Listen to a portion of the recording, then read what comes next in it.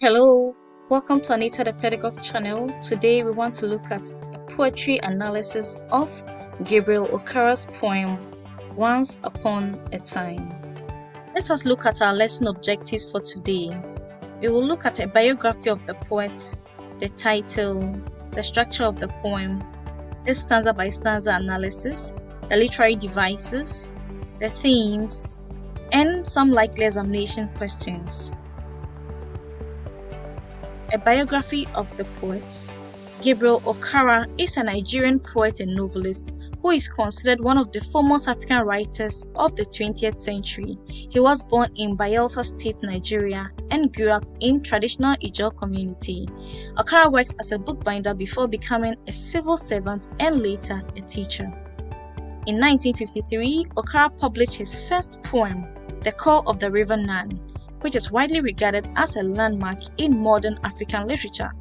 He went on to publish several collections of poetry, including The Fisherman's Invocation in 1978 and The Dreamer, His Vision in 2005, as well as the novel The Voice in the year 1964.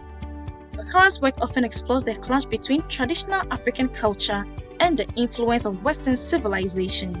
He was also known for his use of imagery and his lyrical style.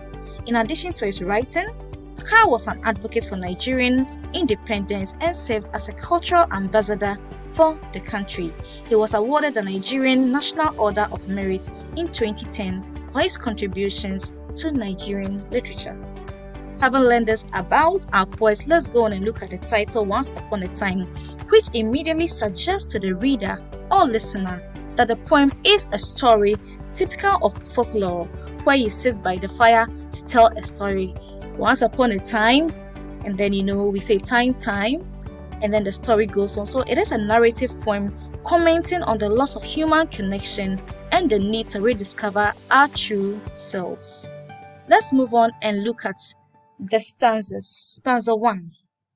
Once upon a time, son, they used to laugh with their hearts and laugh with their eyes. But now they only laugh with their teeth, while their eyes, block cold eyes, search behind my back. Let's move to stanza 2. There was a time indeed they used to shake hands with their hearts. But that's gone, son. Now they shake hands with their hearts, while their left hands search my empty pockets. Stanza 3. Feel at home. Come again, they say. And when I come again and feel at home once, twice, there will be no tries, for then I find doors shut on me. Stanza 4. So I have learned many things, son. I have learned to wear many faces, like dresses, home face, office face, street face, host face, cocktail face, with all their conforming smiles, like a fixed portrait smile. For the fifth stanza, and have learned too to laugh with only my teeth and shake hands without my heart. I have also learned to say goodbye, which I mean good riddance, to say glad to meet you without being glad, and to say it's been nice talking to you after being bored. Stanza 6. But believe me, son, I want to be what I used to be when I was like you. I want to unlearn all these mutant things. Most of all, I want to relearn how to laugh, for my laugh in the mirror shows only my teeth, like a snake's bare fangs. And the very last stanza, the 7. So show me, son, how to laugh. Show me how I used to laugh and smile once upon a time when I was like you. This is such a beautiful poem by Gabriel Okara. We will now move on and look at the structure of the poem.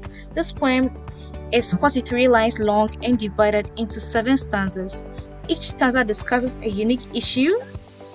It is a narrative poem that describes events from the past and the present. It is a monologue in which we see a father speak to his son, but the son does not react. So it is a one-way conversation or narrative. The poem is written in the first person. Because there is no defined rhyming pattern in the text, it is a free verse poem. Even though rhyming can be found in various areas, however, it does not occur frequently to be noted as a pattern. Let's move on to the tone and mood. So the tone has a sense of loss. The tone is also nostalgic and regretful, like things that happened that he wishes to change. Again, the mood is melancholic, quite sad, as the speaker longs to go back to the time when people were genuine and sincere. Let's move on to the analysis and summary. So for stanza 1, we realize that the speaker commences the poem narrating. He addresses his son. He explains how people used to laugh with their hearts and eyes, but now only laugh with their teeth. This suggests that people are no longer genuine in their emotions and are instead putting on a false front. Using a metaphor, the speaker mentions how people's eyes are ice block cold, implying a lack of warmth and empathy. In the second stanza, the speaker talks about how people used to shake hands with their hearts, but now shake hands without hearts. This further emphasizes the loss of genuine human connection in modern society. The speaker also mentions how people's left hands touch his empty pockets, which suggests a sense of greed and selfishness. In the third stanza, the speaker talks about how people say, "Feel at home and come again," but then they don't really mean it because they shut their doors on him when he returns. And this further suggests that people are hypocrites. They are not sincere even in their invitations and are only interested in superficial interactions, showing a lot of deception. In stanza 4, the speaker describes how he has learned to wear different faces for different situations and to say things without meaning them, like home face, office face, street face, host face, and cocktail face, showing the kind of behavior like a chameleon, where whatever the situation presents shows the attitude you put up. So this suggests that he has adopted dishonest behavior or a pretentious attitude in order to fit into his society. The speaker continues to lament in stanza 5 about the deceitful behavior he has adopted to fit into society. I have also learned to say goodbye when meaning good riddance. The speaker has adopted to his community's new ways of doing things, which is a pretentious attitude he regrets. In the sixth stanza, the speaker expresses his desire to unlearn this pretentious behavior and genuinely regain his ability to laugh and to be himself. He wants to be like how he used to when he was young and innocent. We move on to the very last stanza, stanza 7, where the speaker asks his son to show him how to laugh and smile genuinely like he used to when he was young. This suggests that the speaker sees his son as a symbol of innocence and hopes to regain some of that innocence himself.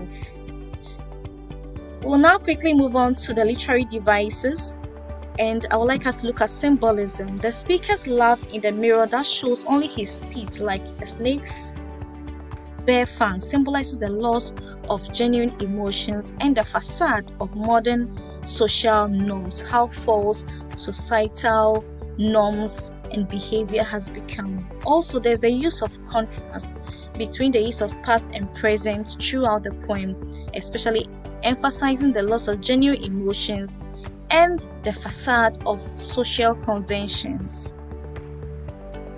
The speaker contrasts the genuine laughter of the past with the fake laughter of the present. The speaker also contrasts the past honest handshake with the present's empty handshake. So there's a lot of comparison and contrast in here. Enjambment. It occurs throughout the text. Enjambment is the continuation of a sentence without a pause beyond the end of a line. An example is they used to laugh with their hearts and laugh with their eyes. Let's move on and look at another literary device, repetition.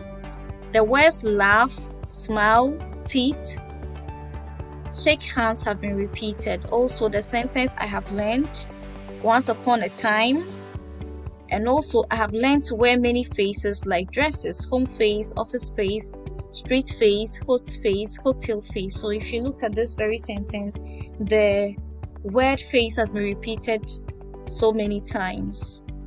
Metaphor. So there's been a direct comparison here. Okara uses several metaphors in this poem, such as ice block cold ice, home face, office face. So here is comparing directly. Let's move on to simile. So there's been the use of simile. Examples: with all their conforming smiles like a fixed portrait. My laugh in the mirror shows only my teeth like snake fangs. Imagery. This poem contains several images including shaking hands, smiling, and facial expressions. So all that can amount to imagery. Alliteration. The repetition of some consonant sounds for effect. So show me son. So the consonant S has been repeated, and then but believe me. So both has been repeated here. Personification. An example is while their eyes block cold ice, search behind my shadow. So the eyes block cold eyes have been given a human attribute to search. Now let's look at the themes. 1. Regaining authenticity and humanity. Showing kindness, empathy, and support for one another is being humane. The poem expresses a desire to regain authenticity and humanity. It is evident that the society portrayed by the speaker has lost its social values like communal living and genuine concern for others. The speaker has learned to wear different faces and to fake emotions, but he longs to be genuine once again. He wants to relearn how to laugh and smile from the heart like he used to when he was young. The poem ends with a plea to the speaker's son to show him how to laugh and smile again to help him regain his lost humanity. Modern life has caused society to be individualistic. Still, this poem calls out to society to unlearn this deceptive behavior and go back to communal living and care for humanity. Let's move to the next theme: deception or hypocrisy. The poem Once Upon a Time suggests that people are putting on a facade of happiness and friendliness while in reality they are not genuine. This theme is explored through the use of imagery and language. The poem highlights how people have become cold and distant and how the speaker has been forced to adapt to this culture of deception. The speaker longs to be genuine and unlearn all these musing things, and he asks his son to show him how to laugh and smile once again as he used to when he was young. The speaker has learned to wear different faces and to say things he does not mean. The phrase "laugh with only my teeth" suggests that the speaker is hiding his true emotions and only pretending to be happy. The repetition of the words "I have learned" emphasizes the extent to which the speaker has been forced to adapt to his culture of deception. Therefore, society must unlearn the canker of deception and return to living selfless lives. Let's move to the next theme: the loss of innocence. This theme is evident in the contrast between the way people used to laugh and the way they laugh now. In the past, people laughed with their hearts and eyes, but now they only laugh with their teeth while their eyes remain cold and distant. This loss of genuine emotion is also reflected in the way people shake hands, with a lack of heart and sincerity. They say "feel at home and come again," but their actions do not match their words. The speaker feels shut out and excluded as if he is not a part of this society. Children are considered innocent, and so the speaker asks his son to show him how to be genuine, since in times past, when he was younger, the society was not individualistic but communal. Let's look at some likely examination questions. What is the tone of the poem Once Upon a Time? What is the theme of the poem?